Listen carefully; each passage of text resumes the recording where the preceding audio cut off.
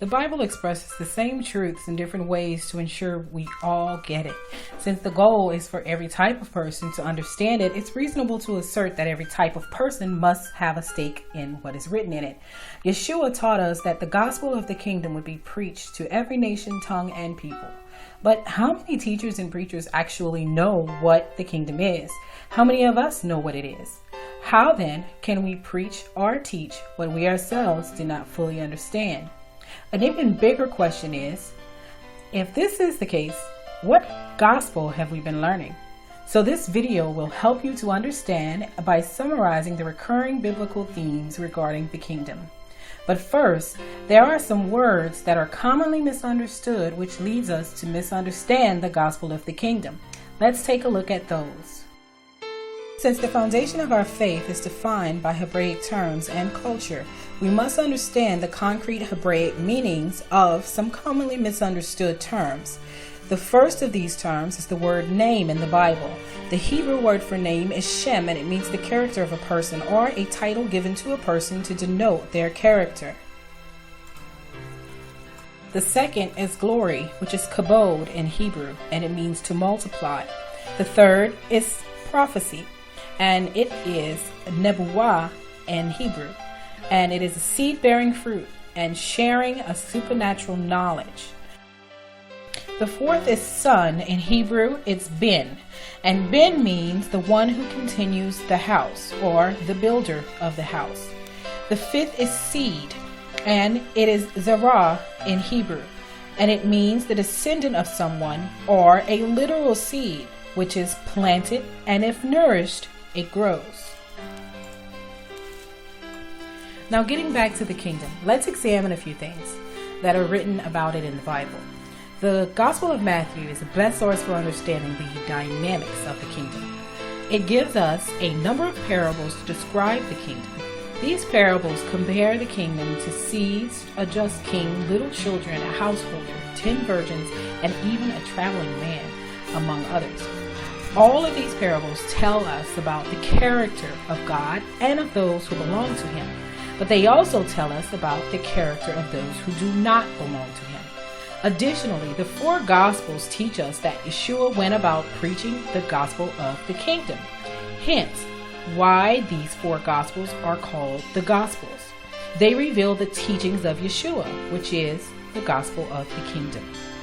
Another hint about what the kingdom is in the Messiah's own words to the Father.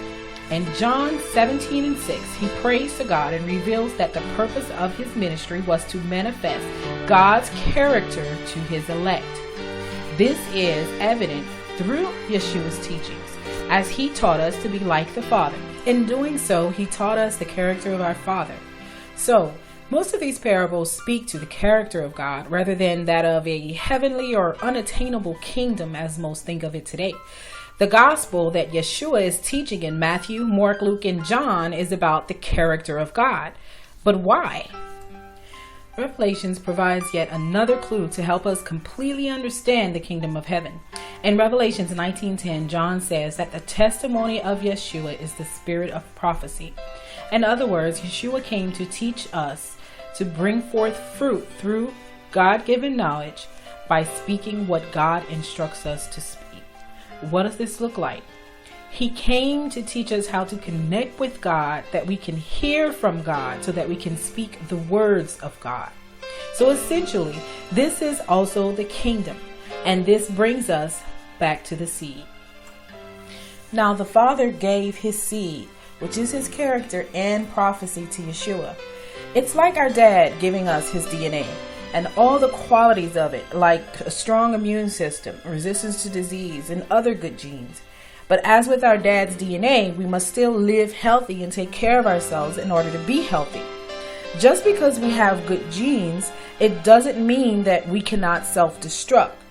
Just that we have the upper hand on spiritual health if we choose to live spiritually healthy.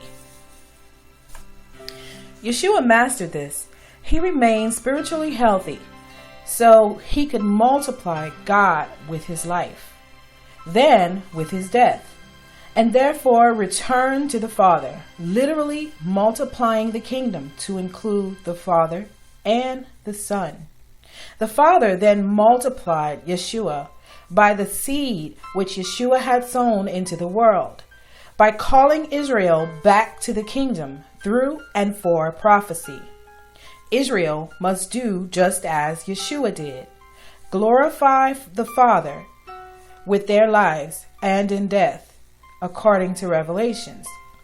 He will then multiply Israel through the seeds they had sown into the world, just as he did with Yeshua, by increasing the kingdom with Gentiles, who will also enter in. So, the Son is a people or a person bearing the fruit of prophecy. The Father and his Son together will save the world. Thus, salvation is given to all who receive the seed or who receives the Son and bear fruit.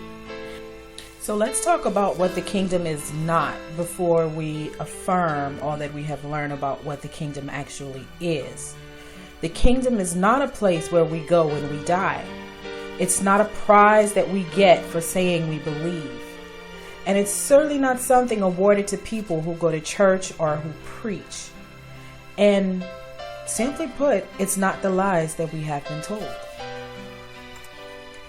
The kingdom of heaven is a state of being that must begin on earth in order to exist in heaven. It is the character of the Father. It is the Son, Yeshua, in whom his character was first given. It's those who share his character through prophecy. The Son, Israel. It's those to whom the Son gives the character of God. But it is also the result of living in his character. It is the truth of God, knowing who he is, what he expects, what is required to connect with him. It is understanding, humility, obedience, and fruitfulness. It's operating in your God-like character. Matthew 5:48, Yeshua tells us, "Be ye perfect, even as your Father in heaven is perfect." The good news is that this is possible, and Yeshua's teachings show us how. So we begin with the big question: what gospel have we been learning? Well, the answer is that we've been learning a half-truth. That the gospel is the simple fact that Yeshua lived, died, and was resurrected, and that we are saved by simply thinking or saying that we believe this is so. This is false. The truth is that we are saved by understanding how and why he lived, died, and was resurrected, and that we must be like him to be saved. This is believing, which is amun in Hebrew. It is supporting our faith, which is amen in Hebrew, with actions that reveal that we are firmly planted in God and in his kingdom. It is demonstrating that we are unmovable in the truth that Yeshua taught us with his life, his death, and his resurrection. And this, my friends, is the gospel of the kingdom of heaven.